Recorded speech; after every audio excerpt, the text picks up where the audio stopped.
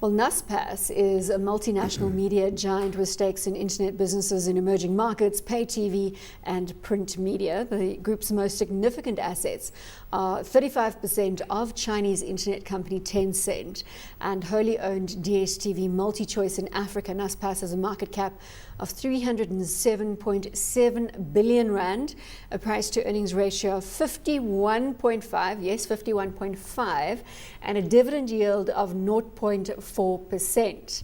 We're trading at an all-time high, 722 rand or higher. I think it's higher. I think it's about 750 today. 750 today. So let's go into this. Look, it's only got a market cap of 307 billion rand, which is about $30 billion, which is, very small by internet company standards. Much smaller than Google, much smaller than Amazon, much smaller even than Dish and some of these kind of US companies that have similar business models. But I mean, it's a fantastic success story. It's Koos Becker's baby. They built it up. They took the stake in Tencent not that long ago.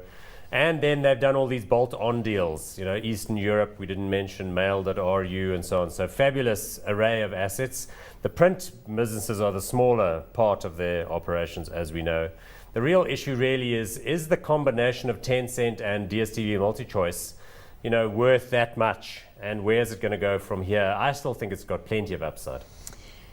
Chris, do you believe it's got plenty of upside from all-time highs? I have to agree with Paul. This is a tremendous South African success story.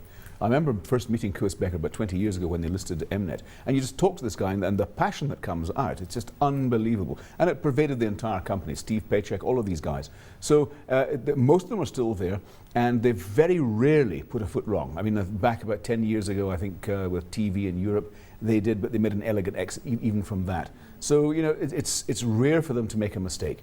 So, yes, it's expensive, but you're buying quality and you're buying a proven track record. Something that has stood out over the last couple of years is the fact that Koos Becker hasn't taken a salary.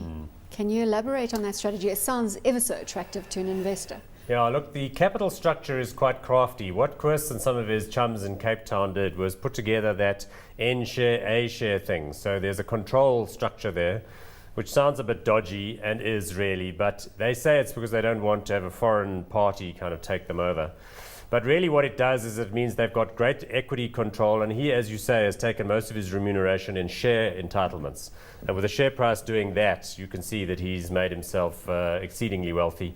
I think northwards of 10 billion or more rands. But it shows such conviction from a manager that investors have got to follow the investment example here. Absolutely. And if you think about it, I mean, what the kind of figures Paul's talking about, I mean, you're not going to make that kind of money from a salary. So he understands the business inside out, and the conviction is just so high that he said, guys, rather just pay me in shares. What would happen if, God forbid, something happened to Koos Becker tomorrow? Well, they've lost a few executives on Tony Roo most recently, but I think it's well on its way. For me, the bigger issue is what are the underlying pieces worth, and probably more important to shareholders is how does Pony Ma, who's the guy who's CEO of Tencent in China, how's his health and how is he perceived by the Chinese authorities? Because, in China, they don't allow foreign internet companies to come in, which has created an opportunity for these Chinese-oriented internet companies to do so well. Chris, have you got any answers for Paul in terms of the head of Tencent in China? Yeah, look, I mean, and his health? I'm not aware of him having any particular health problems, but I'm sure you'd be far more attuned to that than I am, Paul. No, but look, I think Tencent does make up such a huge component of earnings and net asset value in this company that obviously one's going to pay very, very close attention to it. Yeah. When you say there's more upside, is it significant, or from these levels, is it minimal? Well, I think much depends on where you see the internet economy going. And I think we're really just at the very early stages of it, frankly. I think it's got an awful long way to go. They've been very clever in getting into the world's biggest population, second biggest economy in the world. And look, I think from an internet perspective, yes. Look, I think within South Africa, we sometimes neglect what's going on here. I mean, DStv has no real competition. Top TV has had to resort to pornography, and it was rescued. I believe pornography is very profitable. It's very profitable, but I really don't think it's got a huge future in South Africa. So content, and Paul alluded to earlier, content really is the key, whether it's on the internet, whether it's in DSTV, whether it's in the print side. I mean, from what I can gather, the FinWeek, for example, is going an awful lot better than it was even a few months ago under Mark Ashton. So everything seems to be coming into place here. Hot or not on Naspers? Well, it is tricky because you have to believe, firstly, the valuation for Tencent, then you have to believe the future with regard to all those other businesses. But I honestly think what is being built here is the preeminent portfolio of emerging market internet and data and content assets. And in the fullness of time, China will liberalize.